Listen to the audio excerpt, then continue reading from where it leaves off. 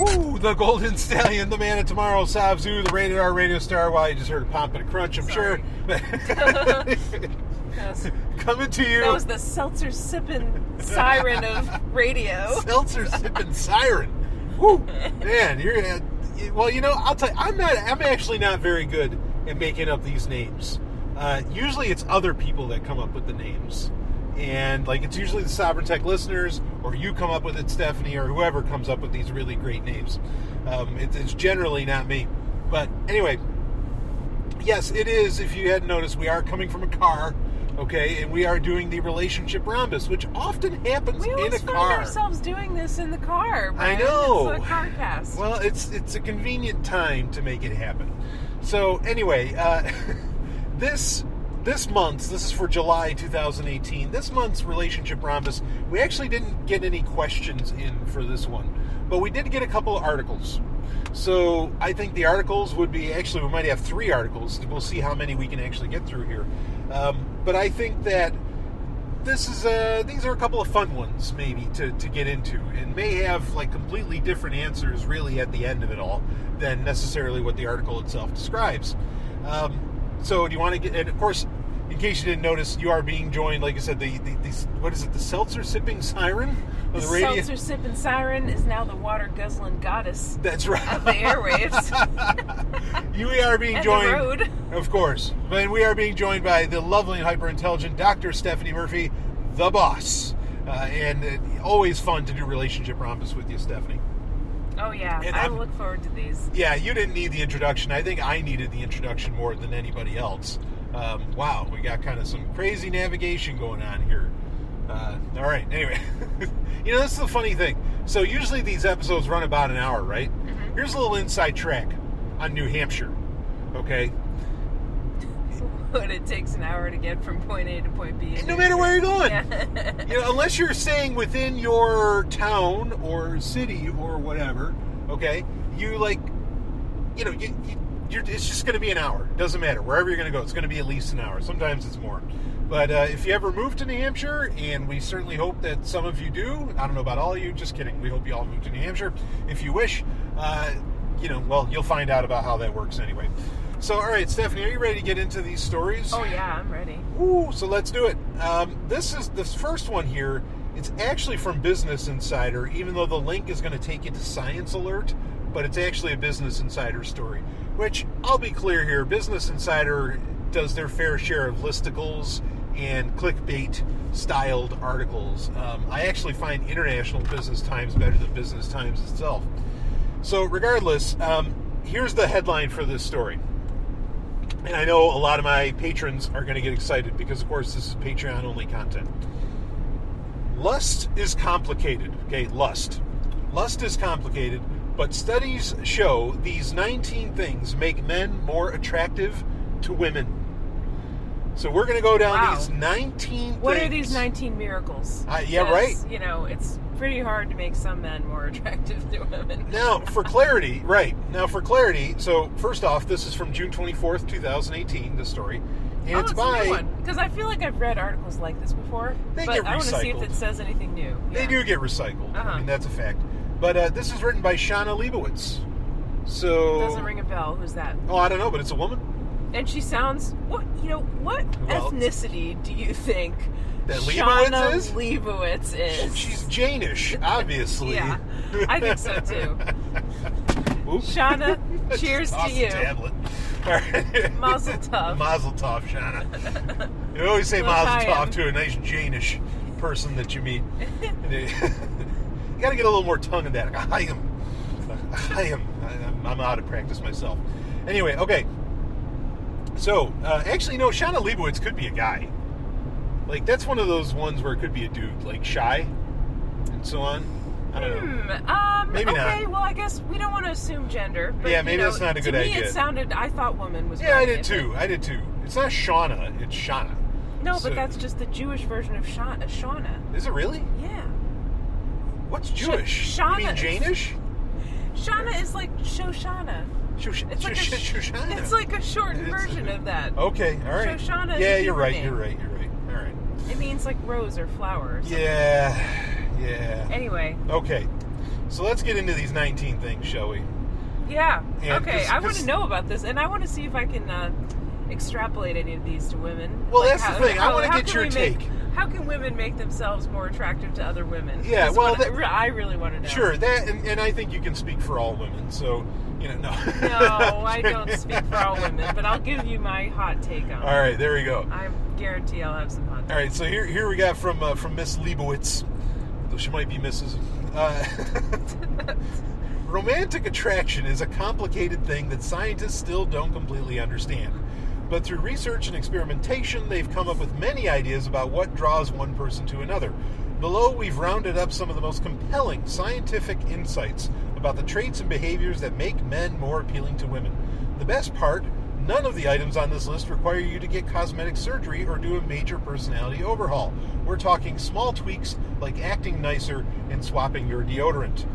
Read on for simple ways to step up your dating game. Oh, yeah. Everybody wants a quick fix. Yeah. They don't really want to work on themselves or think about their childhood. They just want to switch their deodorant. Yeah, I can tell this is going to be a great, profound article doozy. Already. Yeah. All right. No, but I mean, I guess I shouldn't say that because, there is something to be said for, there has to be, an initial spark that attracts someone to you. Sure. And if you are ruling yourself out from the very beginning with bad hygiene or whatever, they're never going to take the time to get to know you, and you could be a great person, but you've done something up front that turned them off, and so they'll never know. Right. So, you do have to work on those things a little bit. It counts for at least a little. Yeah, it's something. If anything, it helps at first impressions, I suppose. Yeah, first impressions. It's not going to get you through the long term, but first impressions are important. So, all right, here we go. Number 1. Look for the universal signals of flirtation. Rutgers University anthropologist and best-selling author Helen E. Fisher says that women around the world signal interest with remarkably similar sequence of expressions. As she shared at Psychology Today, it goes like this. Quote, first the woman smiles at her admirer and lifts her eyebrows in a swift, jerky motion as she opens her eyes wide to gaze at him. Then she drops her eyelids, tilts her head down and to the side, and looks away. Frequently, she also covers her face with her hands, giggling nervously as she retreats behind her palms. This sequential flirting gesture is so distinctive that German ethologist Irenaeus Ebelsfeld was convinced it is innate, a human-female courtship ploy that evolved eons ago to signal sexual interest. All right, Stephanie, what do you think about that? Is that some kind of universal signal? I mean, I'm trying to think if I've ever done that, and yes, you have. I think I have. Yeah, yes, you have. I really think I have. I've seen other women do it too. I hate to say that there's something that genuinely does apply, even remotely across the board, but I think this one does. No, I mean, I think they're right on about that. Yeah. And another thing is flipping their hair. That's another really common one. Yep, that's another one. Yeah. A lot of neck play, often. Touching their own neck. Yes. Yep. Yeah, neck play is another one. I think that often. I mean, now look, folks, you always want to be as explicit as possible, with things. And what I mean by that, don't be explicit as in you're going to rip off your pants. I mean, be straightforward. Be straightforward. Don't just assume, oh, she did that thing. She covered her mouth. She wants to have sex with me suck without my dick. Talking about it. So don't make your next words, oh, hey, I saw you do that thing with your mouth. Would you? Do you want to suck my dick? Right. Just don't do that. Or just whip your dick out, no words. You know? Yeah. You need to use your words. You need to use your words. I want to write the novel right now. That just says, and then she covered her hand, she covered her mouth and she giggled. She giggled nervously and he just whipped his dick out and started stirring her coffee with it. No words. Now, here's the thing. I've seen this. No words were needed. And then the cops came. Yeah. And he was brought to his knees as the handcuffs went upon his wrist. Yeah, exactly. So, but I think there's something to this one. I actually don't think that's that crazy. In fact, sorry, do you want to continue? I was going to say, this happens, I've seen it between women, where they will do that too. This is not just a women to male thing. This is something that women, it also I've seen it as signs between each other. Yes, I agree. And I'm trying to think, did I learn that consciously, or was it totally unconscious? I think it may have been learned, but it was totally unconscious. Well, I mean, the claim is that it's something so common Yeah. that it must have been like an evolutionary trait. I think gay guys do this too. Oh, that might be true. I think I've seen gay men do this. Yeah, that might be true. Do that look. But I was going to tell a story. Okay. I wanted to let you finish your thought, but I was going to tell a story about, we were watching this reality TV show called The 7-Year Switch. Oh, for fuck's sake. Where there are these couples that their marriages are on the rocks. They want to do something, one last-ditch effort to try to save their marriage. And so they go on this reality TV show, and they switch spouses with another person or another couple for 2 weeks, and they see what they can learn from the other person's spouse. And then at the end of the 2 weeks, they decide what they learned and if they want to stay together with their original spouse. And so we just watched, I'd never seen this show before. We watched one episode of it, and so this one woman got paired with her switch partner. His name was Charles, and they showed this scene where she's standing in his kitchen, and it's the first night they're getting to know each other. And she's being interviewed in scenes that are kind of cut in, and she's saying, I feel kind of a connection. I feel chemistry between us. I think he's attractive.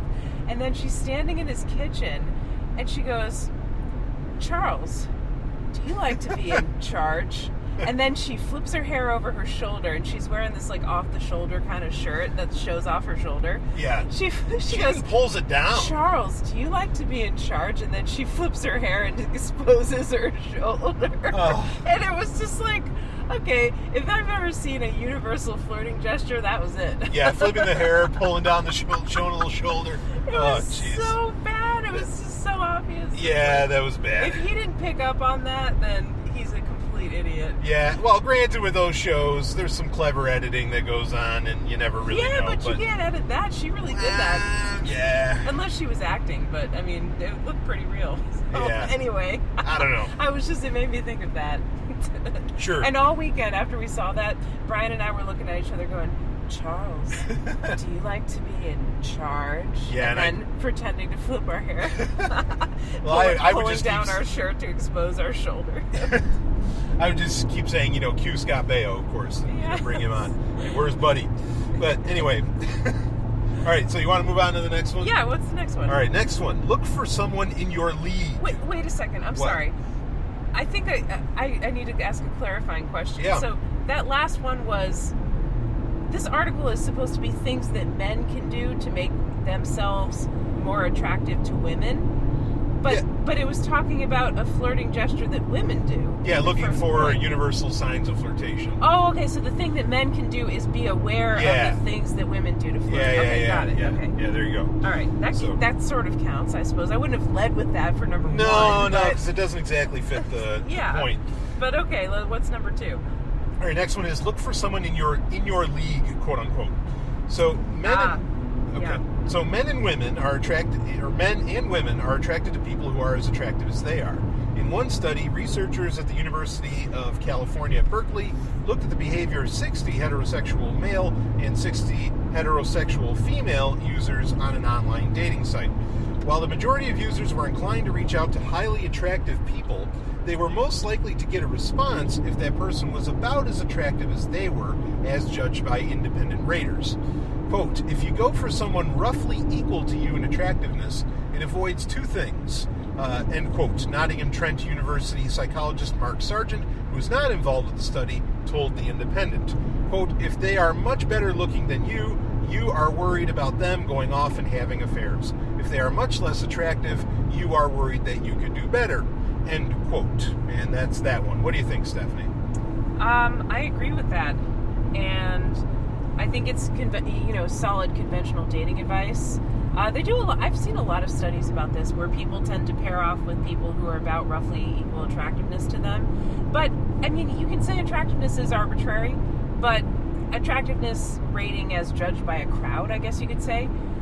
The only thing I think is that this is why we need to bring back Hot or Not. Oh no. Hot or Not was like a proto Tinder where you would see a picture of somebody. It would be almost like a card, like on Tinder, but it was on a website instead. And it would just pop up a picture of somebody, and you would give them a rating from 1 to 10 of how attractive are they. And then you could put your picture on there, and you could see what you got, on average after a bunch of people rated you. And so I put a picture of myself up there in high school when I was young, I guess, but I was overweight. And I still got an 8.5. Yeah, I was pretty happy about that. I think if I did it now, I'd get a 10. Oh, I'd give you an instant 10. So, but I mean, granted, and I think you're kind of being tongue-in-cheek. I am being tongue-in-cheek, but things like that, I think that was actually kind of interesting, because a lot of people, are vain, and they want to know how attractive am I on a scale of 1 to 10? What do a large group of people say? And if you had, a number, if you had, an objective measure like that, I think it could be helpful, because men tend to overestimate their abilities on everything and be overconfident, and so I think men would always think that they're more attractive than they really are, and they could be brought down a peg by their actual rating.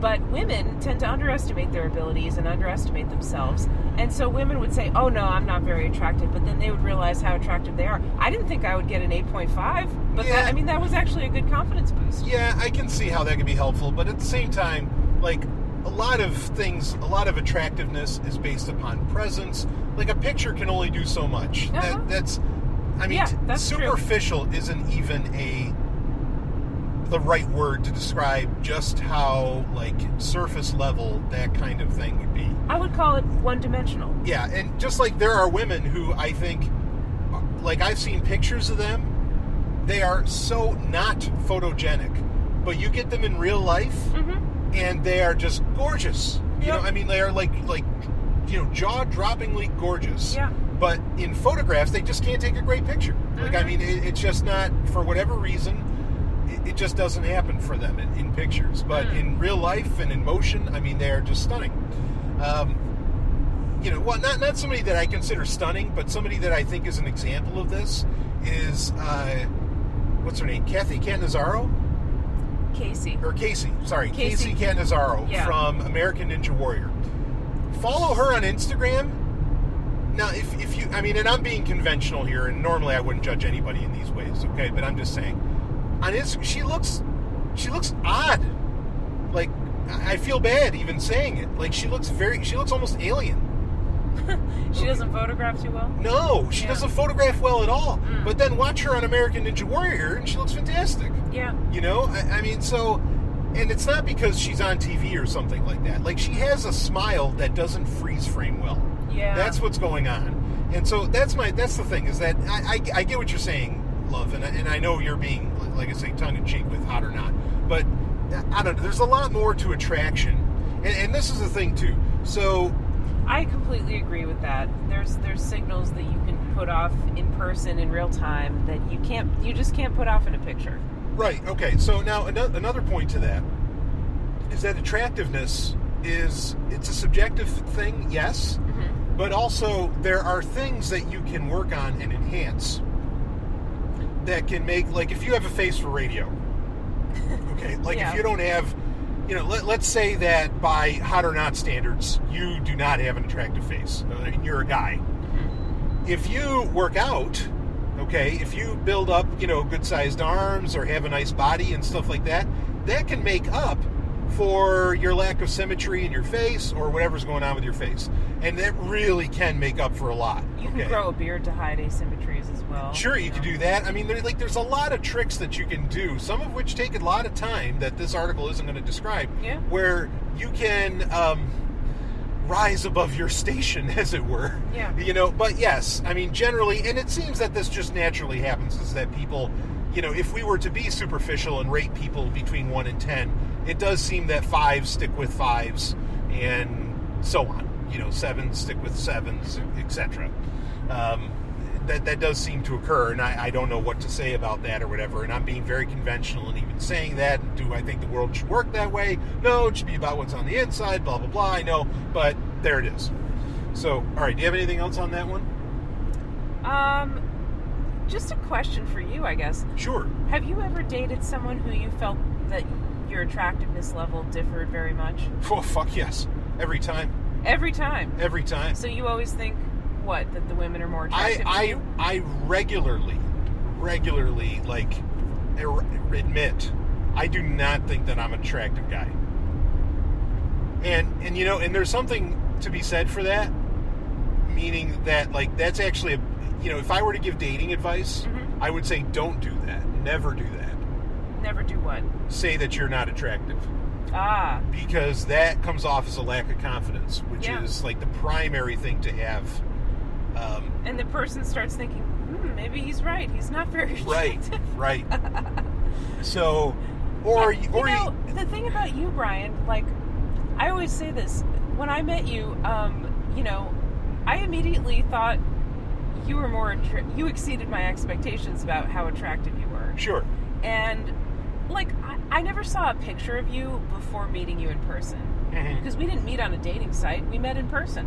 Yes. And I think that might have been helpful. Because I don't know, if I saw a picture of you, just based on the way that you take pictures, I think that you definitely look better in person than you do in pictures. Well, that's my point. That was what I was saying earlier. Is but I know this.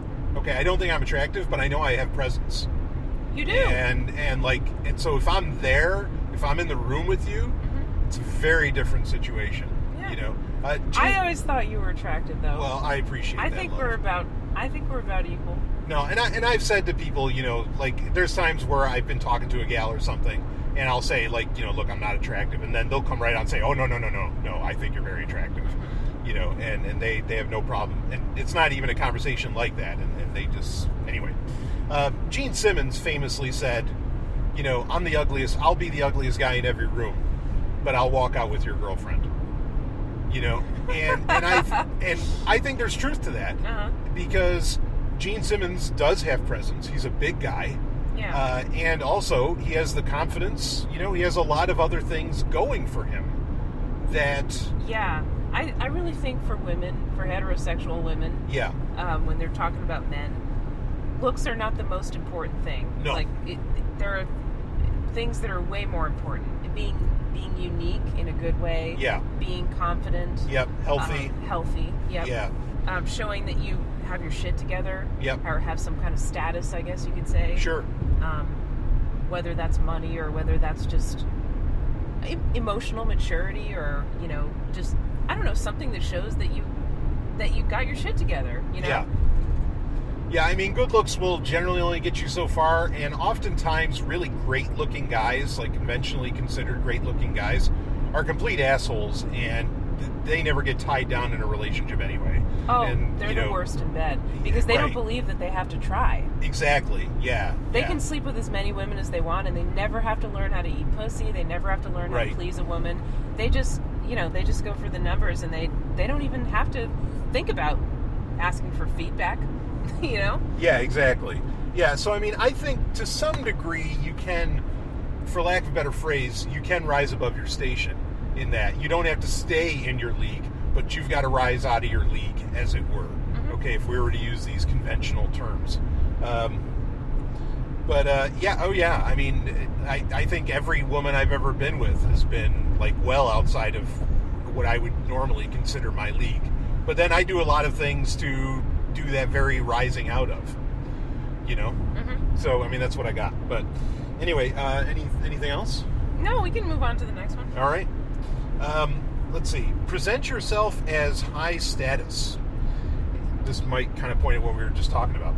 The 2010 study from the University of Wales Institute found that men pictured with a silver Bentley Continental GT were perceived as way more attractive than those pictures with a red Ford Fiesta ST. And a 2014 study from Cardiff Metropolitan University found that men pictured in a luxury apartment were rated more attractive than those in a control group. Interestingly, men don't seem to be more attracted to women when they're pictured in a high-status context. What do you say to that? I mean, that kind of points at what we were just saying. I think we really kind of hit at that yes, these are signals that a guy can send off that can make him more attractive than a guy who is conventionally actually more attractive. So, yeah, because I think you start thinking, like, oh, there must be something special about him. Like, how did he get that, or how did he do that? What did he do? What did he do so that he can afford that car or whatever? And let's be honest, no one wants a partner who drives a Ford. Well, not a Ford Fiesta anyway. Not a Ford Fiesta anyway. I mean, The Rock drives an F-150. I don't think anybody's going to say they don't want The Rock. I mean, fuck, I want The Rock. No. So, no, a truck is attractive too, in a way. Sure, right. It's showing something off. Sure.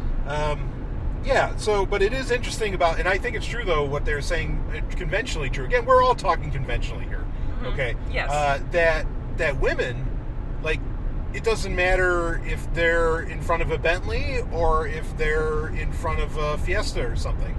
You know, a hot woman's a hot woman, right? Yeah. I mean, that seems to be kind of the deal. Yeah, and he's not looking at her status. He's looking at her whatever. Right. And, I mean, one could get into a big conversation about patriarchal stuff around that like, well, she doesn't have to do status because I'm going to take care of her or something, blah, blah, blah.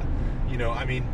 Yeah, well, her money is not what's important. It's her eggs and her fertility and her youth.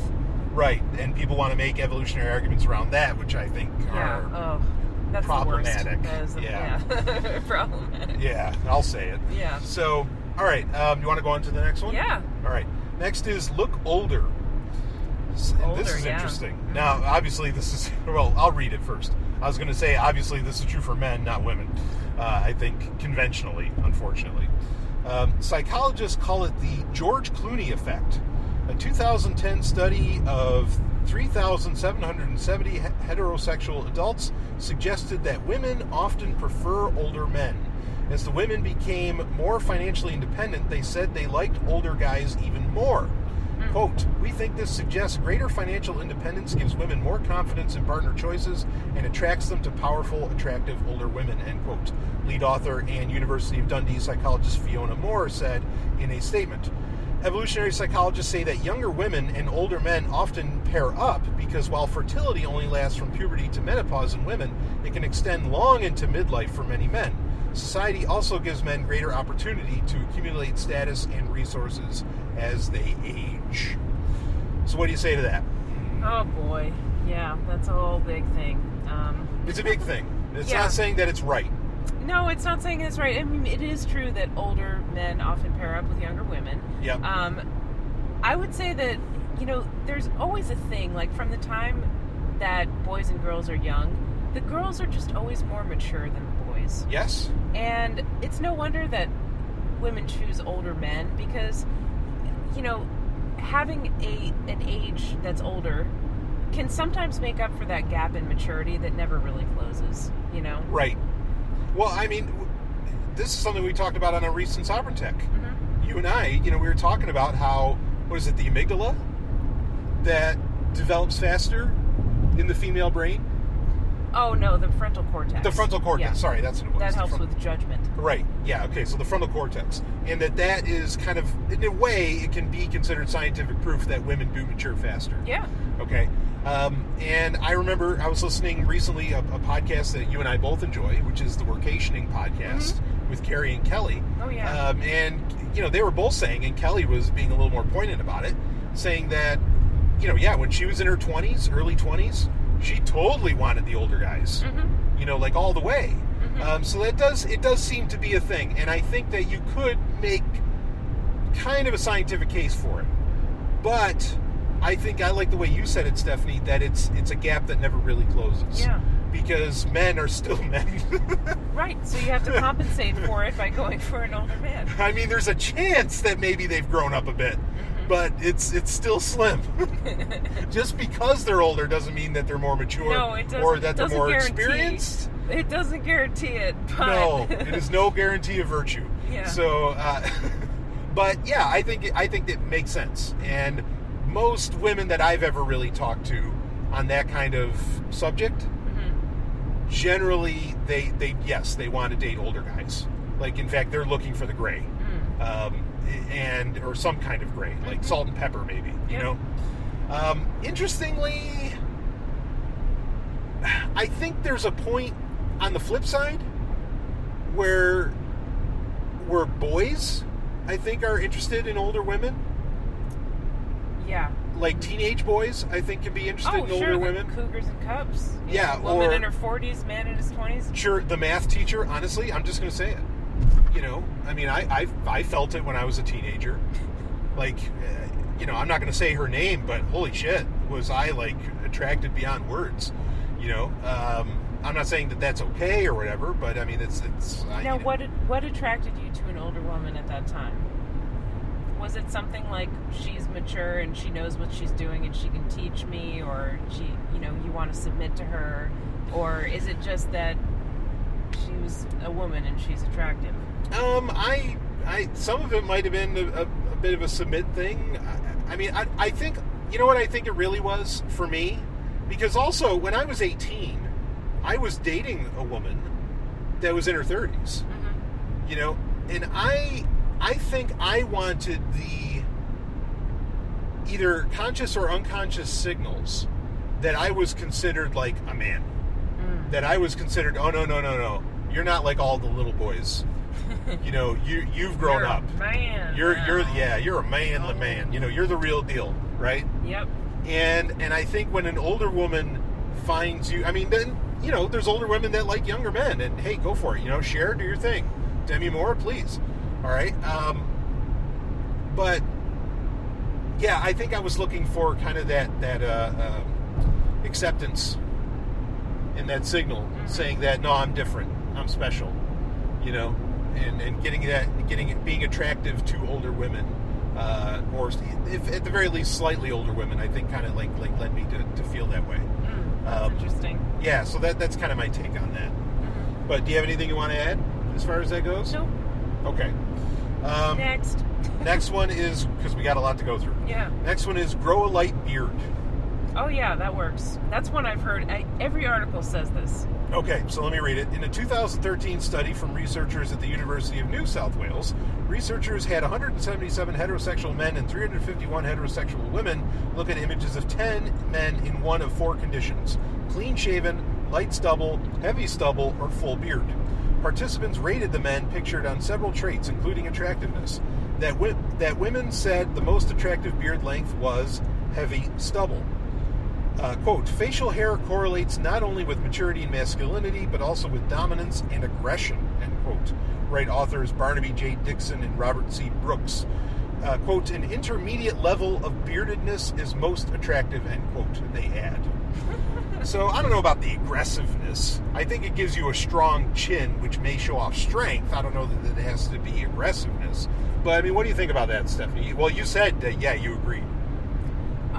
Yeah, it's facial hair is a core sign of masculinity. It's associated very strongly. Right, because it's a part of generally a part of the male biology. Right. It's a marker of testosterone, a man who can grow in a beard that's not patchy or whatever, that looks like really thick. Sure. I think that shows health, I guess, too. Yeah. Maybe.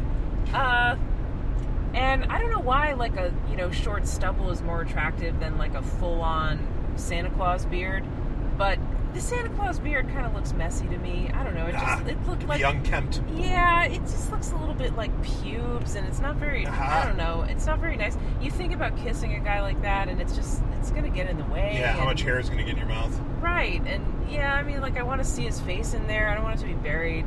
So. Yeah, I guess that's why I like it. Also stubble can kind of make your jaw look more square and chiseled or something like that. Yeah, that's what I'm saying. It gives you that strong attractive. chin. Yeah, exactly. Mm-hmm. Yeah, or a jawline.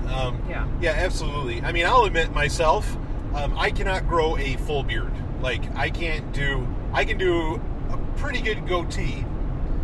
And in fact, it's funny, I cannot imagine when I didn't have it. But this is the first time in my life I didn't have a goatee until I turned like 35. And I just never had one. I tried a mustache once, and that was bullshit. No way. Yeah, no. Mustache does not work. Oh, no. But like, if I try to do a beard, the hairs at the side of my face start like going up and out. Like they curl Santa straight Claus. up, yeah. So I can't do the beard, but I can do a pretty good goatee. Yeah. And I think most people dig it. So. Yeah, I like your goatee. Thank you. Okay. Next one. Are you ready for the next? Oh yeah. Okay. Yeah. So next one is build muscle, but not too much. In a 2007 study from University of California, Los Angeles, 286 women looked at pictures of shirtless men and indicated which ones seemed like they would make the best long and short-term partners. Results showed that women were more likely to want short-term relationships with guys who had big muscles. The evolutionary signal that might be at work here? Characteristics like muscularity are, quote, cues of genes that increase offspring viability or reproductive success, end quote, say authors David A. Frederick and Marty G. Hazelton. But Frederick and Hazelton took away another telling finding. Less muscular men were thought to be a better fit for long-term relationships. So if you want to catch a woman's eye and hold her attention, you may be better off not going overboard. What do you think, Stephanie? That sounds very like Evo Bio, alpha beta male kind of thing. Yeah, I agree. Like, I don't know. I mean, people have such different preferences for how much muscle they find attractive. Yeah. There's some women who find, scrawny men attractive. And It's there's true. some women who find, like, bodybuilder kind of beefcake men attractive. Or even men who have a lot, a little more body fat but also more muscle at the same time. Like, Sure. there's people who are real husky. So, I don't know. It's just so different. Like, I think no matter what you look like, no matter what your level of muscularity, just try to be fit, and work with the genetics that you got. Yeah. Try to be the best version of yourself that you can, and someone is going to find you attractive. Yeah. You're going to fall somewhere in that range where some group of women finds you attractive. Yeah, I mean, I think you can go too far with musculature. Mm-hmm. Like, when you get into the Mr. Olympia style stuff, and I have respect for those guys, I really do. Mm-hmm. But you can get to the point where even previous Mr. Olympias, the guys that actually win the contests, would tell you that, okay, you can go too far because you lose symmetry, you can't possibly keep everything at the same size, and, your body just looks crazy. I love They don't look like that all the time, though. No, they don't. They do a thing before contests where they, in order to look shrink-wrapped, Yeah. they do some kind of a thing where they, take diuretics and they don't drink water and Yeah. they dehydrate themselves. And, Yeah. you can't do that all the time. No. It's not healthy. And that's a big problem, is that a lot of what people find attractive or consider attractive is based upon what gets put on the flat screen. What gets put upon the TV screen, Yeah. the cinema screen, whatever. And most of that is BS in one form or another. Mm-hmm. It could either be CGI'd, it could be like a special diet that they went on for 3 weeks, to get them there for that one scene. There's a bunch of different things involved with that. But I think there is such a thing as too much muscle. But I think I think most people aren't even remotely close. Most guys in the world are not remotely close to what would be, I think, conventionally considered too much muscle to where it becomes unattractive. But this long-term, short-term thing, that's just nuts. Like, why would you consider because somebody's really fit to be like a short-term thing? Like, you think, oh no, they're healthy, that's great, that should be a long-term affair. Well, I think the implication is that they'll run off. They want the fit guy. No, they want the fit guy to basically father their baby, to be a sperm donor, essentially. Oh, have yeah. a wild night with him, and then he disappears to go fuck some other women. And then they want and the then cuck they around want to raise the beta kid. male Yeah. available to be the provider for their kid. Okay, yeah, I get it now. Yeah, that gets into crazy territory. Mm-hmm. Okay, yeah, and I hate that. Like, that whole thing, well, really, the best husbands are those with a dad bod because they're not going to cheat on you. Oh, I just opened the window. Anything can Whoops. happen in the car. Anything can happen in the car, folks. Yeah. So, anyway, that's all nonsense. All right, so I don't know how much I buy into their argument on this one.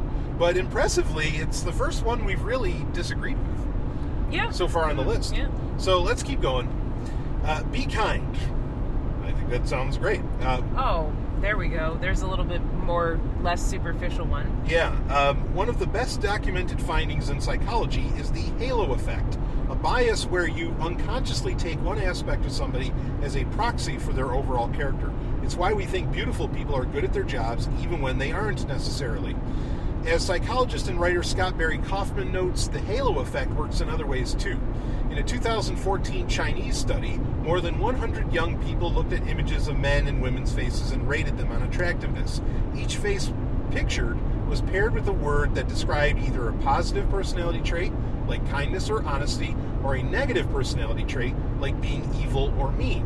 Results showed that the people described with positive traits were rated more attractive. Quote, even though beauty is an assessment of fitness value, there is no reason why assessment of fitness needs to be purely physical, end quote, Kaufman writes, meaning that acting kind can make you appear more attractive. What do you say, Stephanie? I think that's interesting. I'd never really heard of the halo effect before, but that makes sense. I do think that's true, that, like, sometimes it seems like beautiful people can do no wrong. Like, they're just ascribed to be really good at everything, and, like, they can't lose. Same thing with tall people, I think, especially with men. Yes. It's like, you know, people just, they get paid more, like the sun just seems to shine on them a little bit brighter, you know? Yeah. And it's because people have biases that favor them, and they don't even realize that it's going on. Oh, sure.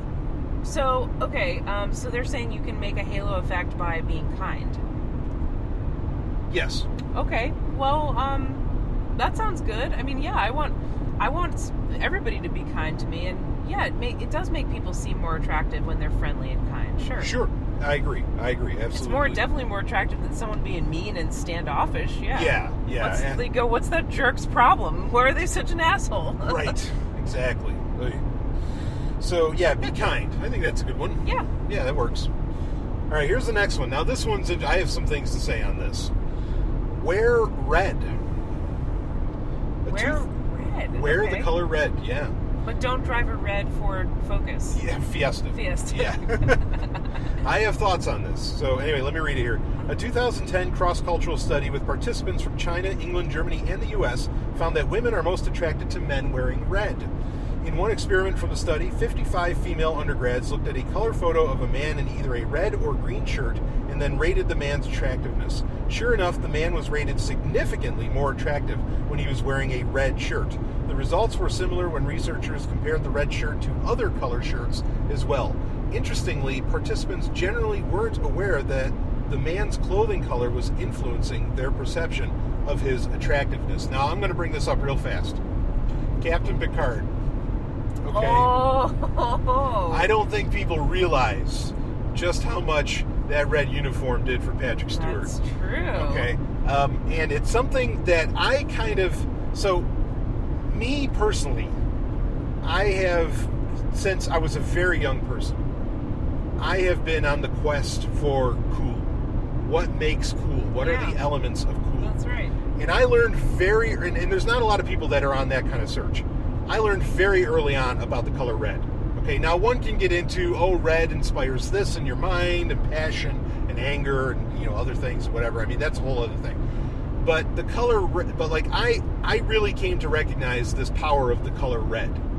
Okay, and I mean, it's totally legit. Now, I'm also a person that wears pretty much all black all the time. I wasn't always that way, but when I was younger, I totally recognized the effect of red, in that, like, red is just, I don't know, it just, like, I could look in the mirror and I could say to myself, it's like, yeah, that looks best on me, but then it also looks best on everyone else. And what causes that, that's a whole other conversation, but I do think that that's accurate. I would also say, though, that, and there's lots of evidence and research behind this, that wearing black, and all black, particularly, gives off the sense of intelligence, strength, mystery, power, all these other things. Yeah. So, yeah, I'm a big fan of the black. Thank you. Yeah. So, do you have any thoughts on the red? That's really interesting. Like, at first I was like, oh, well, they only compared Christmas colors. Okay, of course people like the red better than the green. Sure. Right? Like, but what shade of red and what shade of green? That's right. not fair. Like, and what did the shirt look like, right? Was it the same shirt or was it a different shirt? And, like, I don't know. It's the big question. I was picturing, like, is there something about red that looks good with, like, all different human skin tones? And maybe it does. Maybe. I could imagine a red shirt looking good on a really light-skinned guy or a really dark-skinned guy. All the same. I could see it evolving, as in, like, because it's the color of blood, when we see blood on a human, that it is attention-grabbing by its very nature. And, we've evolved to look at red. It's the same reason that Facebook uses red for its notifications. Right. Because it's an alert color that we're designed to look at. So, I mean, like, there's a lot behind it, I think. And some of it is evolutionary. I think. Sure. I mean, it's also the color of, like, flushing, you know, like when someone's skin flushes. Yes. You know. Good point. And when they're aroused or whatever. Great point. Maybe it's a subconscious signal in that. I don't know. I don't want to read too much into it, but... No, I don't think that's unfair. Yeah. So... I don't know. I think about... Maybe I'm totally biased because my life partner, who's a man, wears triple black all the time. But, I mean, I think you look better wearing black than red, Brian. Well, you're used to me wearing, like, literally nothing other than black. You don't have any clothes that are red. I haven't seen a red shirt on you forever. Well, but when I put on that Starfleet uniform, you got to admit that looks pretty good. Yeah, like that's true. Yeah. That looks great on you. Yeah, exactly. And speaking of which, I think we should wear our Star Trek pajamas to bed tonight. I am on. You game for that? Welcome aboard. I am on board. I'm so Beam with me that. up. All right, let's do this. Shall we move on to the next one? Sure. Okay. Make your partner laugh. Multiple studies indicate that women are more attracted to men who can make them laugh. Interestingly, though, men generally aren't more attracted to women who can make them laugh. In one 2006 study published in the journal Evolution and Human Behavior, researchers asked undergraduate students, they didn't indicate their sexual orientation, to indicate how much they valued a partner's ability to make them laugh and their own ability to make their partner laugh. Results showed that women valued both their partner's sense of humor and their own ability to make their partner laugh. Men valued only their own ability to make their partner laugh. What do you think, Stephanie? I think that's true because it is like everybody thinks women aren't funny, but I disagree. I think that so many women are hilarious. Yes. And not just fat women and not just lesbians, but all women can be funny. Yes. And they are. Yes. You just have to talk to them like a human being, and then they'll start cracking jokes sometimes. Sure. I think I'm pretty funny. You are. You're hilarious. You really are. Thank you.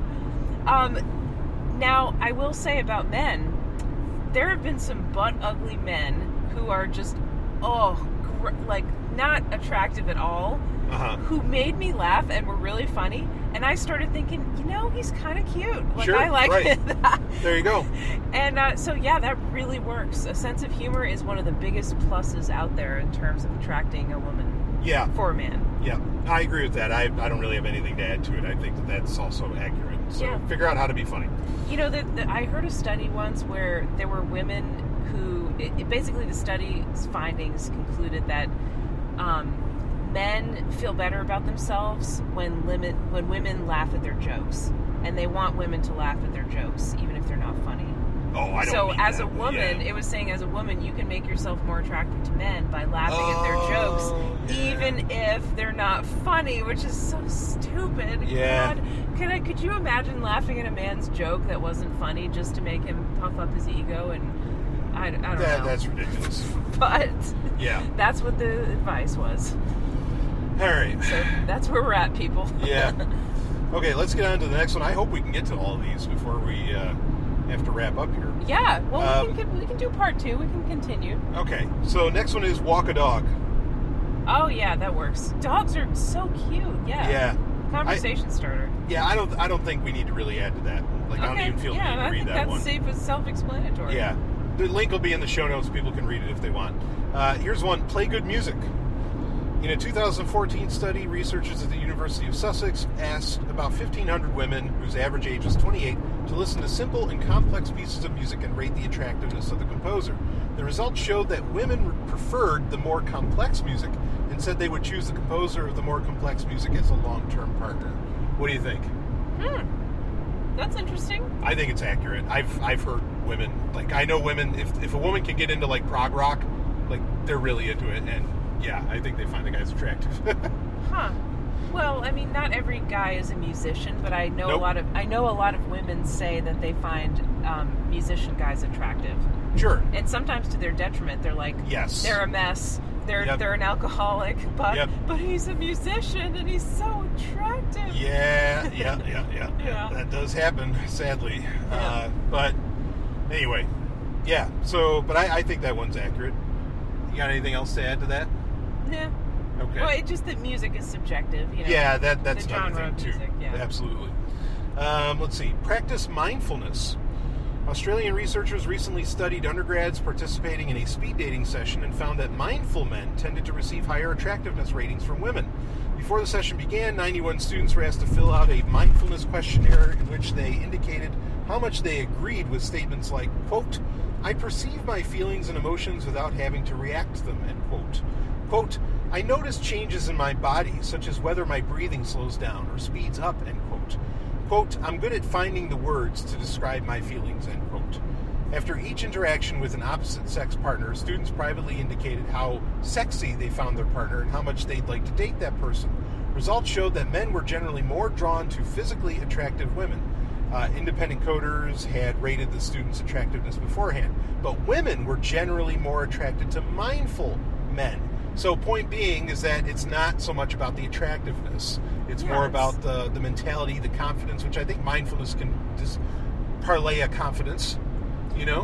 What do you think, Stephanie? I think more than confidence, mindfulness portrays emotional maturity. Which is so important, and that's really so attractive, you know. Sure. Okay. Anything else to add on that one?